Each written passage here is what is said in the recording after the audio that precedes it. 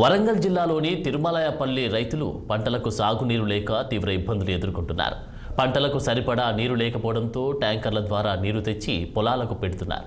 ఎండాకాలం కావడంతో బావులు, బోర్లు ఎండిపోతున్నాయని, పంట చేతికందే సమయంలో నీరు లేక పంటలు ఎండిపోతున్నాయని రైతులు ఆవేదన వ్యక్తం చేస్తున్నారు.